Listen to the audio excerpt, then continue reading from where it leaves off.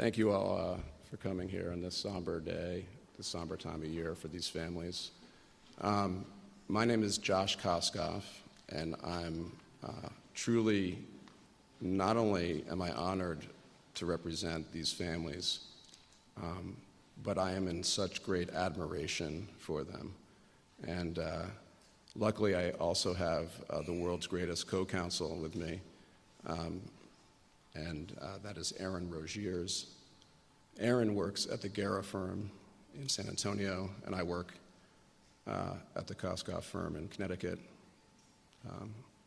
No relation, but it's we're proud to be here.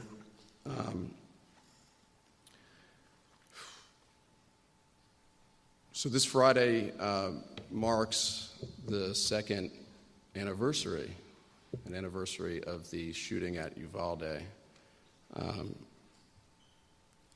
And actually, on that terrible day after the shooting, as families rushed to see if their children were safe, whether they were alive at all, whether they were injured, whether they were bleeding, whether they needed attention, families gathered across the hall here who had not heard from their children, wondering, praying, hoping that they would be reunited.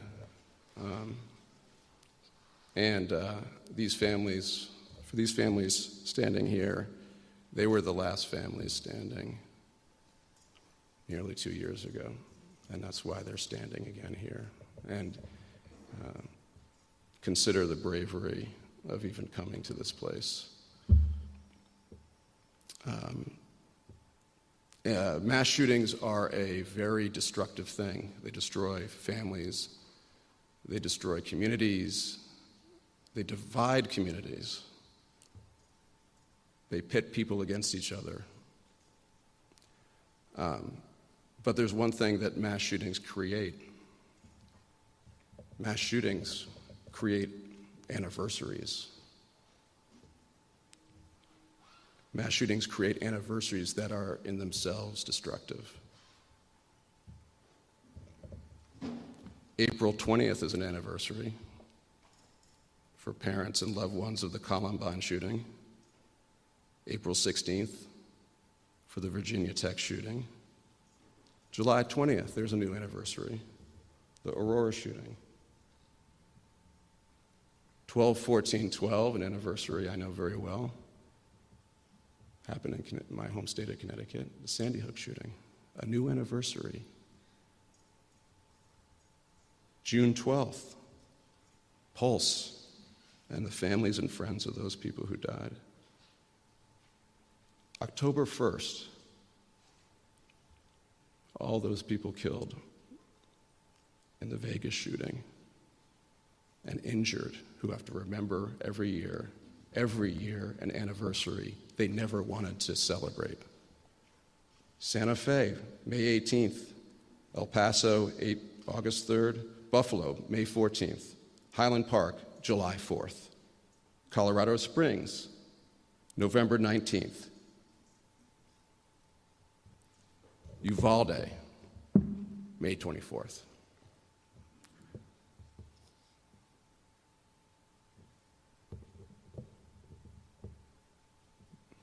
You can say a lot of things about the law enforcement response in this case, and very few of them will be good. But one thing you can't say is that they caused this shooting. You cannot say they caused this shooting. What is enabling these school shooters, or any shooter? What is happening?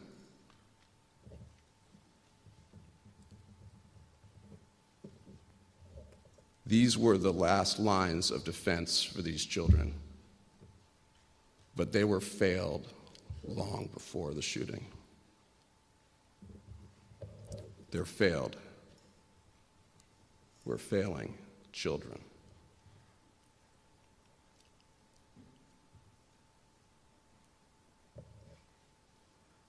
Let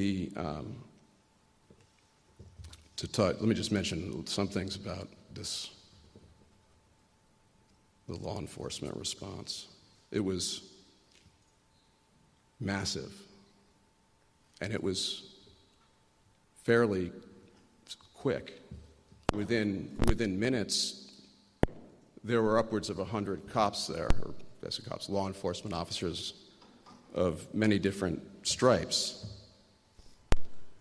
The city of Uvalde was there. The county was there. The Department of Homeland Security was there. The Border Patrol was there. The state of Texas was there. The DPS was there. Marshals were there. DEA agents were there. Literally, if you can name an agency with a law enforcement, they were there. And at the end of the day, there were 376 law enforcements there. And what was this battle that they were fighting in this elementary school? It must have been a massive adversary of great numbers and great strength. But it wasn't. It was a kid. It was an adolescent. An adolescent who was a small, growing adolescent. If he weighed 140 pounds soaking wet, I'd be surprised. 376 at the end of the day to 1.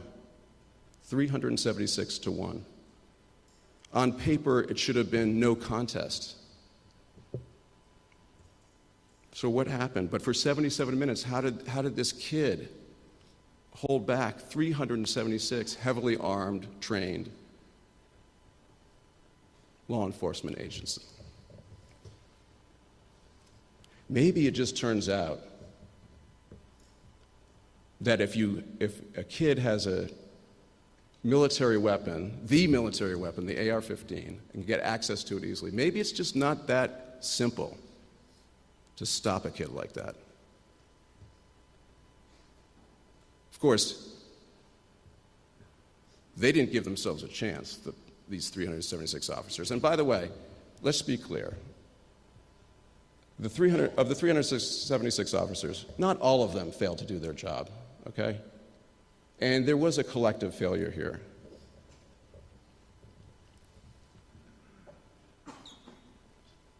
Consider that no disciplinary action has been taken, none, against any of these 376 officers. Think about that. One way of looking at that is cover up, right? And there's a lot of that going around. Have you noticed that everybody that talks about this from the government, what state or government, blames everybody else, right? The federal government came in here and they did a extensive investigation, but did they discipline any of their officers? Did they fire any of their officers? They laid blame at the feet of local law enforcement, and let's face it, there's plenty of blame to go around. The state of Texas, what have they done? A lot of talk, a lot of blame. What has the state of Texas done other than prevent these families from getting the information that they so deserve? And in terms of the state of Texas, isn't it something that you could demand for school safety drills and provide almost no financial or other resources to local agencies like Uvalde? Do you think the city of Uvalde has enough money or training or resources? Do you think they can hire the best of the best? As far as the state of Texas is concerned, it sounds like their position is, you're on your own. You're on your own. It's not like the city had nothing set up to deal with a mass shooting at a school. School shootings are so foreseeable in this country, aren't they? They had drills. They had officers who had some training. They had equipment. They just didn't have enough. The burden of protecting children in schools in this country for towns like Uvalde is overwhelming, and it's an impossible burden to meet, even in the best of circumstances. That's how grave this threat is. So how can the state provide such little help and at the same time open the gun barracks to kids like 18-year-old kids and allow them to get AR-15s at the same time? If you want it, that's fine. That's a decision that every state has to make. And at the same time, where's the burden? Where's the burden lying? I mean, you know what? This has done terrible things to this community in addition to these families. So until that real root cause of what's going on is addressed, until the corporate enablers are dealt with who enable this culture and this epidemic, and until those making money off of this start to clean up their act, the best we're going to ever do is a perfectly performed law enforcement response, a Band-Aid that may importantly save lives, but is only the last failure in a long line of them for the children in this country. And it is too late for the children of these families. What do you do in the aftermath of something like this? There's no playbook for that. There's no playbook for the emotions. There's no playbook for the strain. There's no playbook for how a community deals. And that's why I think, and these families know, there have been some massive, massive problems trying to reconcile and reckon with what happened almost 2 years ago. People are in a state of shock. And the town has, with its threadbare budget, has to deal with it. And they have not dealt with it well. The city has not dealt with this well. No, in terms of the accountability, no discipline of any police officers, no demotions, no nothing. Only an absolution. Basically, the city has said, and not alone in saying this, our officers did nothing wrong. If their officers did nothing wrong, and the rest of the 376 officers did nothing wrong, then what does that say about the threat? 376 officers doing their job and unable to protect these children for 77 minutes. Maybe it just turns out that when you have good guys with guns, it's not that easy to take out a kid with an AR-15. But, I mean, because they all did their jobs. So what does that tell you about the attitude of state and federal governments and local governments? You're really on your own.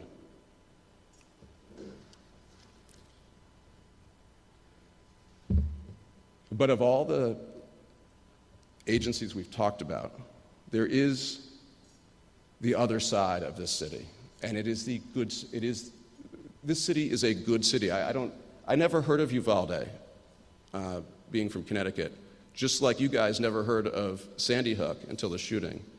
And that's, of course, mass shootings put cities and townships on the map for the rest of the country that they've never heard of. This is a great place.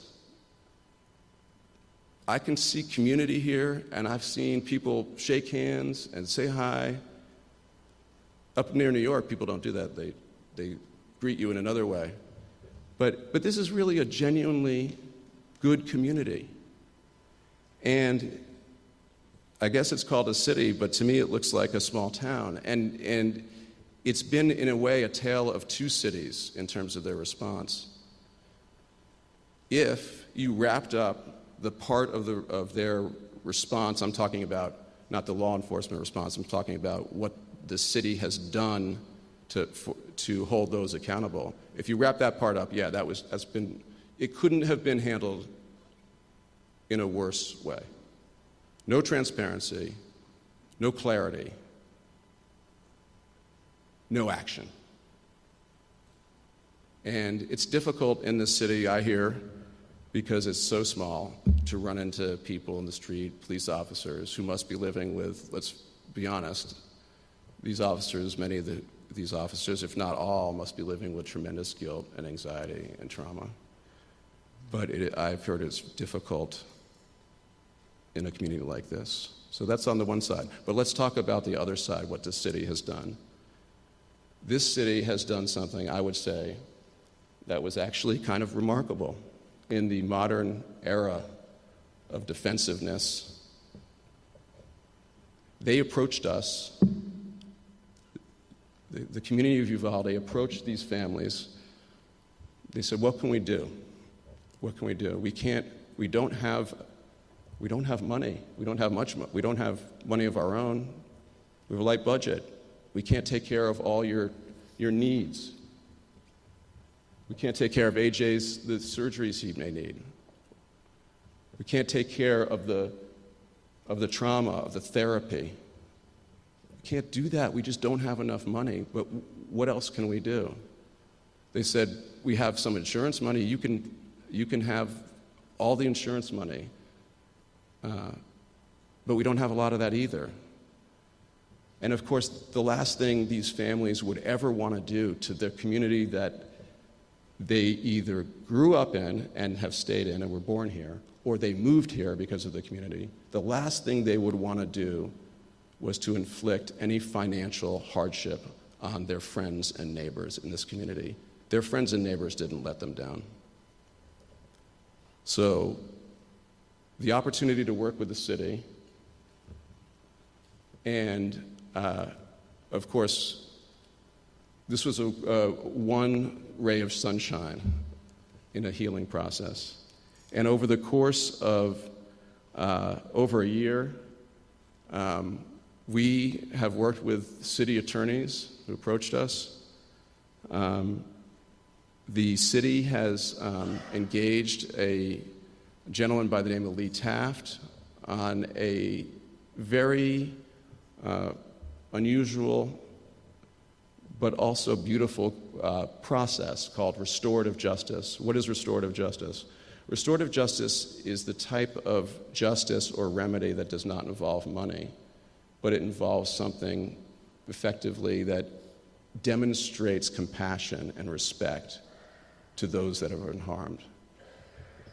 It's a way for a city like Uvalde to make peace, to extend an open hand, a hug to these families when they can't simply express that from money, through monetary compensation. And that's exactly what the city did, and they've worked hard at it. And we applaud their efforts, particularly those of Clarissa Rodriguez, their remarkable attorney, who has spent, seems like she has more than 24 hours a day, and that's just spent with us on this very challenging process. These families, the city asked these families to meet with this gentleman named Mr. Taft, where they expressed what they were looking for. What would make them feel good? What would make them feel heard and listened to? What would make them feel that their losses were in some way recognized in a valuable way? Valuable not in terms of dollars and cents, but in terms of gestures or efforts.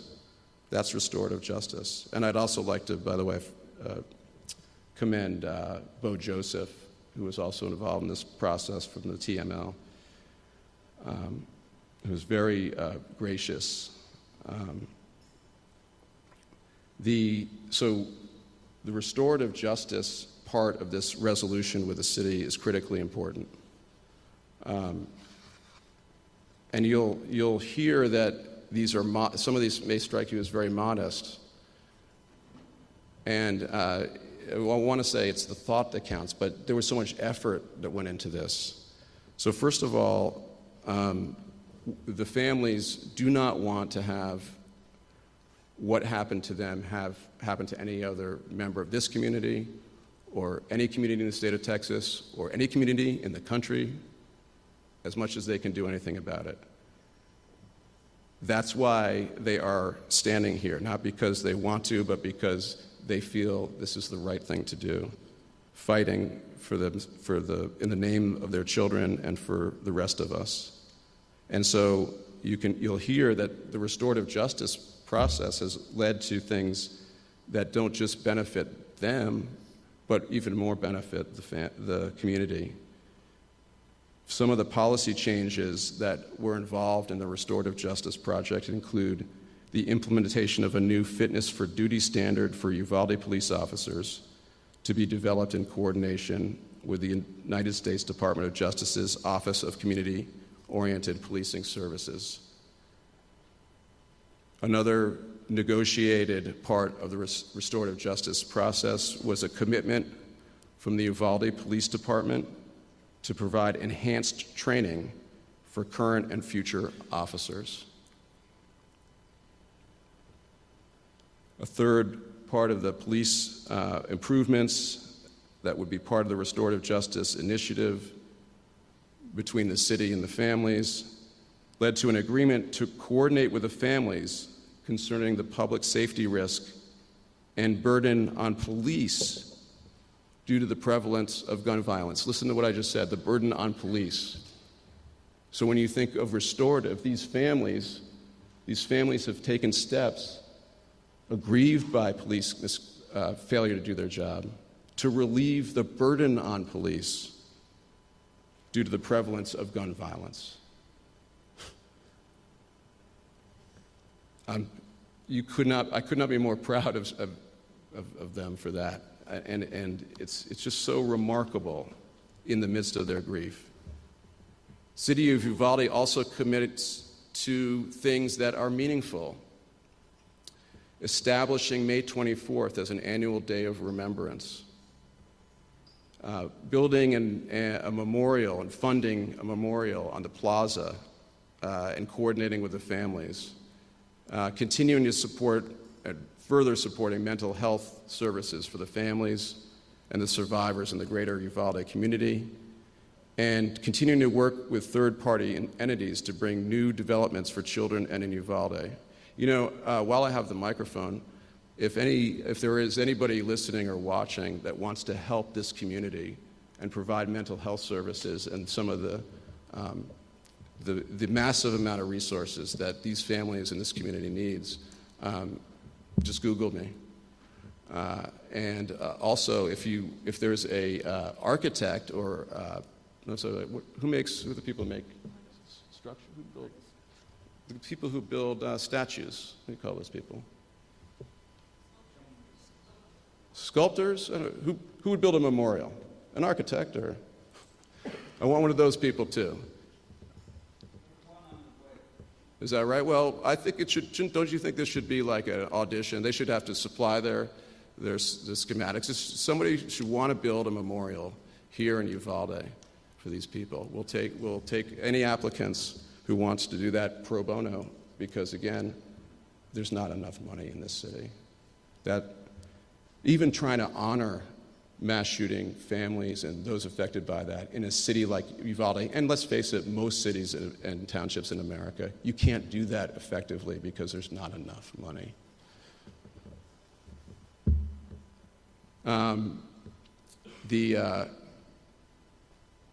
There are other parts to this, and this is restorative justice, and that has to do with things that you never think about. You know, when you have kids and you watch your kids grow up, and one thing you never ever could possibly think about is that one day you might have to tender to their grave sites, right? You would never imagine that would be some part of being a parent, of tendering to their grave sites. And so part of this restorative justice initiative is simply maintaining regular maintenance of the Hillcrest Memorial Cemetery where these children are buried. creating 2 additional at-large positions on the Cemetery Advisory Board to be filled by members of these families,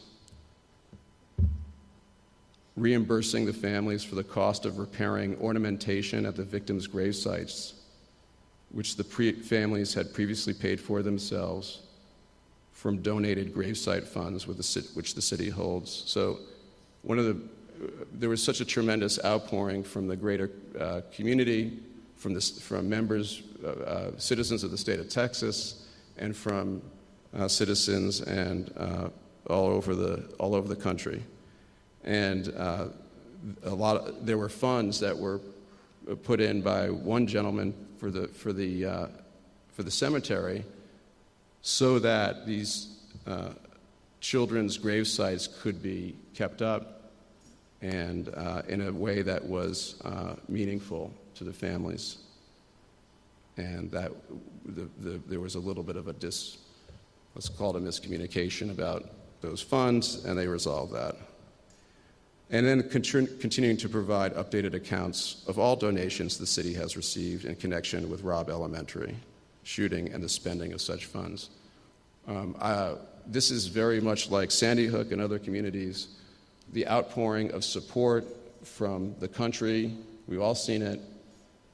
Money comes in, teddy bears come in, cards come in, but people of goodwill just want to help, right, in the immediate aftermath. Of course, that fades over time pretty quickly, but then it presents these problems when you have to divide the money.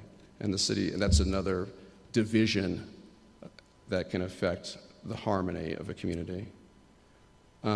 Lastly, I just want to, about the resettlement part of this, I just want to say that the monetary part of the deal is, if you recall, the monetary part of the deal is that it's really in addition to, think about it as something on the list. It's in addition to the impactful and long-lasting steps that I've outlined. The city of Uvalde has agreed to pay its insurance of $2 million, which is all that there was. The families did not want to, again, just to be clear, these families could have pursued a lawsuit against the city, and there's certainly grounds for a lawsuit.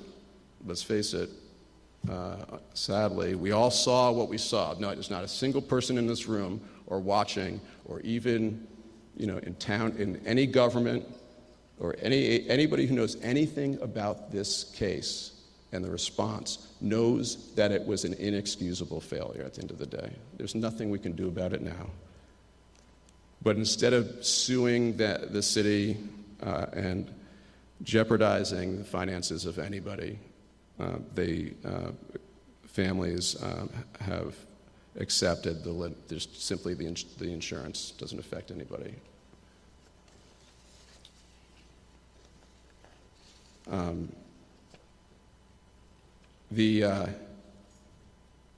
This is on the settlement end of things, and I should just mention that obviously a case this complicated with so many parts to it, we've been talking a lot about the after part, effectively. What happens in the response, right? We're all talking about the response. That focus accepts that the shooting happened. And that's just a small part of what you look into when you think about what the causes are. So this is simply highlighting that we've settled with the city. There will be lawsuits forthcoming, most immediately against the state of Texas, which has done nothing at all but burden this town before the shooting by not giving them the resources they need, prevented these families from getting the information they need, and then blaming the city as if they didn't have, how many police officers there? 98? As if they had nothing to do, as if they didn't know how to shoot somebody, as if they weren't heavily armed and the most well-trained. blame the least well-trained, least resourced,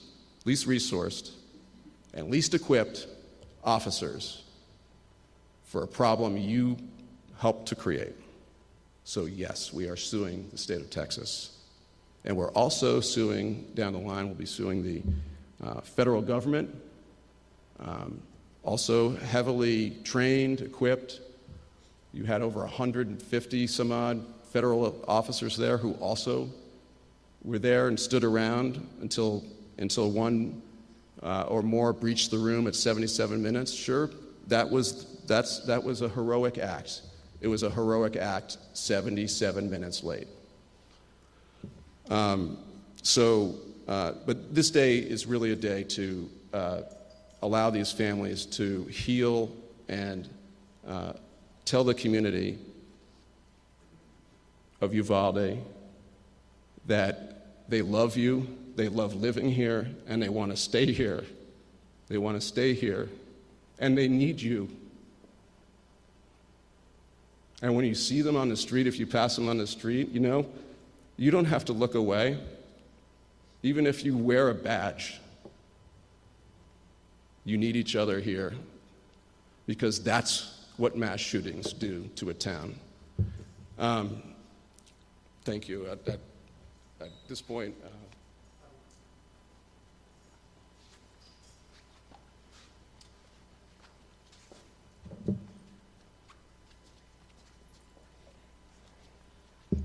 Hello. My name is Javier Cáceres, father of Jackie Cáceres. On the way over here, I saw the sticker, which I see everywhere, is Uvalde Strong. If that was the case, this room should be filled, and then some, showing their support.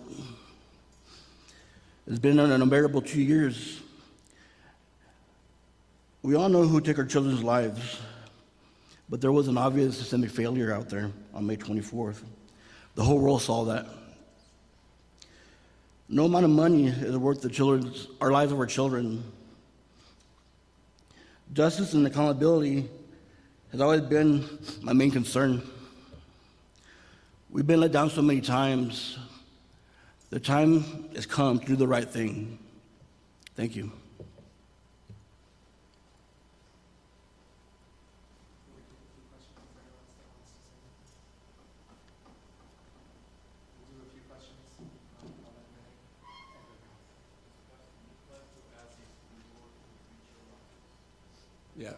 I didn't.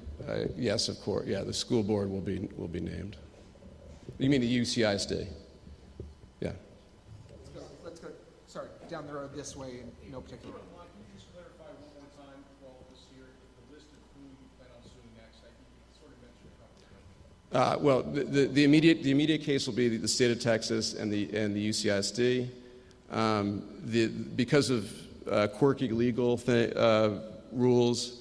We won't be naming the government until later. When you say you're suing the state of Texas, is that the state of Texas and individual officers? Sorry, I mean it's probably more. When I say state of Texas, I'm really speaking of individual officers. That's how. Did you go to law school? That's a pretty good question. That's how it's done. So it's correct. I should be saying the individuals. State's lawyers have already, there's been lawsuits naming Texas DPS and Rangers, and the state has responded, the attorney general has responded saying, calling a frivolous lawsuit. There you go. Have you guys had any talks with the state at all? No. Do you think let's put it this way, the state of Texas, unlike the city picked up the phone, reached out. But these families are members not just of the city, but they're citizens also of the great state of Texas. And no, we haven't heard from them. Back corner. Yes, sir. Hello, my name is Ruben. I'm the father of 12 children and 911 caller from inside that classroom. You mentioned in your statement that the city said they simply don't have any money, correct? That's why you are settling? They simply just don't have the funds. Yes or no? No, that's not what I meant to say. I mean, the city doesn't have. Let's put it this way. Is there anybody in this room who thinks that a single life it would be worth $2 million. No, of course not. I mean, lives are priceless. So limitations, unless you, yes, sir, there are limitations. Question, I guess it would be for the city. I mean, if they're limited, which, you know, myself, I understand as well, from the being for this community, have they considered getting rid of those officers? I mean, I know we're way past that, but, I mean, that was a huge possibility where they could get rid of those officers and save funds that way. You know, that would be a lot of funds that they'd be saved, the retirement that some of those officers are getting for the remainder of their lifetime. I think what I've heard, and by the way, I'm the lawyer. I didn't lose children there. And all I can do is be an ambassador of what I've been hearing. And I think there's just a tremendous amount of anger at the city for keeping these people on their payroll, if not simply for just demoting some of them. And that is remember I said this is a tale of two cities. That is still something that these families find inexcusable, and that is the real accountability that is still being lost on this process. In the front here. This is mentioned as the DOJ report played a big role in being able to push forward this settlement that needs in place. Was that the catalyst for getting the talks finally settled, or was there already building that kind of a So the question is whether the DOJ, effectively, whether the DOJ played a significant role or any role in these talks. Our process, the process that the city brought to us, was underway well before then. In fact, and the DOJ report, although one could criticize, like me, the fact that they spent 500 and some odd pages and really came up with just a list of things that a city could do better to respond, and not a single page on why the shooting happened in the first place. It did help to understand the process better. They spent millions of dollars on that investigation. Another burden of a shooting, the costs to law enforcement after the case, and the government and state and local government. So it was helpful in helping us have a better understanding. And the families really appreciated the way in which that was shared with them. It was very transparent.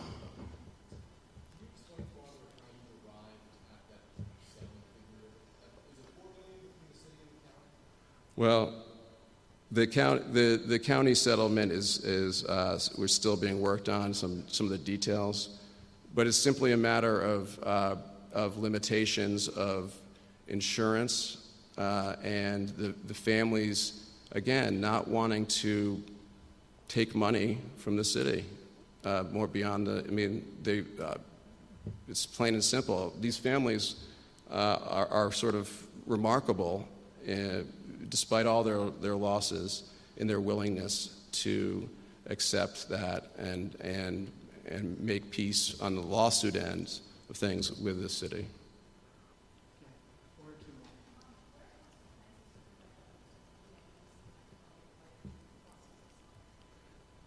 Congress has planned?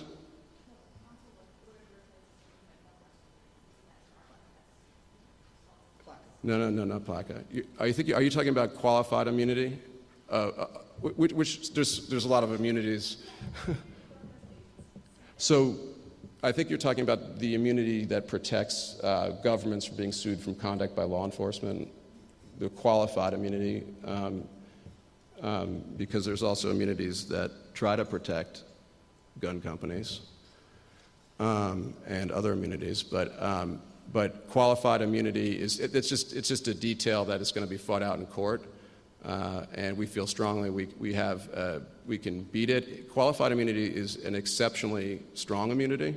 So in other words, law enforcement is protected even from some very bad misconduct at times. But we think that this situation where kids, after all, are required to lock down in their classrooms, their freedom is constrained, So, in this situation, we feel like qualified immunity is not applicable. Last question over here. Okay.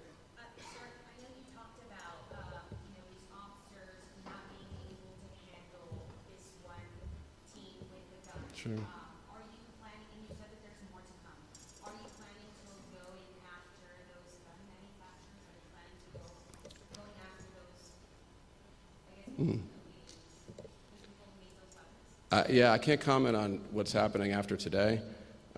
This is just a moment to really explain the resolution with the city. There has been, and appropriately so, such a focus on law enforcement, and I think it is important to remember that they're the end of the road. That this is a road that is well along before they get there. And yeah, thank you. Excuse me, I got a question. How come, if the sheriff's department has never been mentioned through any of this, he was only 3 minutes away from the shooting, and he didn't even arrive for 20 minutes after, but nobody's going after him. And why is our Yeah, that's not part. That's not. Thank you, sir. I'm sure it's a valid question, but that's not part of what we're addressing today. Thanks, everybody. Let's go.